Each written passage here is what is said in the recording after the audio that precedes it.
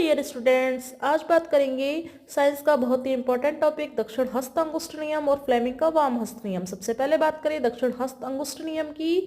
इस नियम के अनुसार दक्षिण हस्त मतलब दायां हाथ, इसमें एक पेन को हम मान लेते हैं धारावाही चालक तार। इसको इस प्रकार पकड़िए कि जो अपना अंगूठा है वह दर्शा रहा है इलेक्ट्रिक करंट को, मतलब धारा की दिशा को दर्शा रहा है।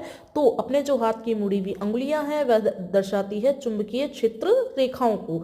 देखिए अपना जो अंगूठा है वह धारा की दिशा को दर्शा रहा है, तो राउंड के रूप में जो अपनी मुड़ी हुई अंगुलियां हैं वह दर्शाएगी चुंबकीय क्षेत्र रेखाओं को। तो देखिए इस नियम के अनुसार किसी धारावाही चालक तार को दाएं हाथ में इस प्रकार पकड़े कि अंगूठा विद्युत धारा की दिशा की ओर संकेत करता है, तो अंगुलियां चालक के चारों ओर चुंबकीय क्षेत्र रेखाओं की दिशाओं को दर्शाती है, जिसमें अंगूठा, ध्यान रखना, विद्युत धारा की दिशा को दर्शा रहा है, तो अपनी जो मुड़ी हुई अंगुलियां हैं वह दर्शाती है चुंबकीय क्षेत्र रेखाओं को, जो कि काल्पनिक होती है, एक दूसरे को प्रतिच्छेद नहीं करती है। यह जहां पर चुंबकीय क्षेत्र उत्पन्न होता है वहां पर चुंबकीय क्षेत्र रेखाएं उत्पन्न होती है। सेकंड बात करें फ्लेमिंग का वाम हस्त नियम। वाम हस्त यानी उल्टा हाथ, उल्टा हाथ, लेफ्ट हैंड। इसमें तर्जनी, मध्यमा, अंगूठा को इस प्रकार फैलाइए कि तीनों एक परस्पर एक दूसरे के लंबवत हो। तर्जनी जो खड़ी हुई उंगली है वह, मध्यमा बीच वाली उंगली और ये अंगूठा।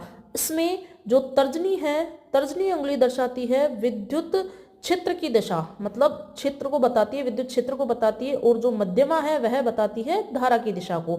मध्यमा धारा की दिशा और तर्जनी विद्युत क्षेत्र की दिशा।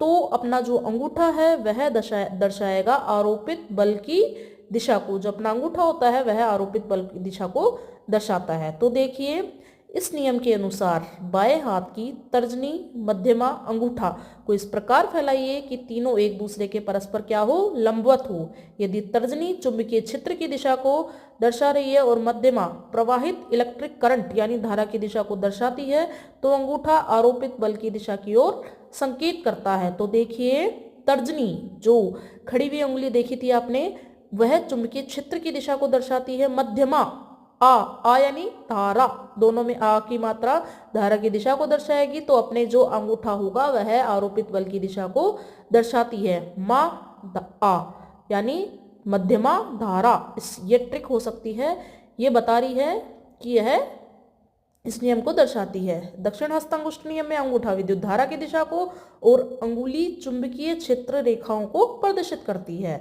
और फ्लेमिंग के वाम हस्त नियम में 3 प्रकार की उंगलियां ले रहे हैं, जिसमें तर्जनी,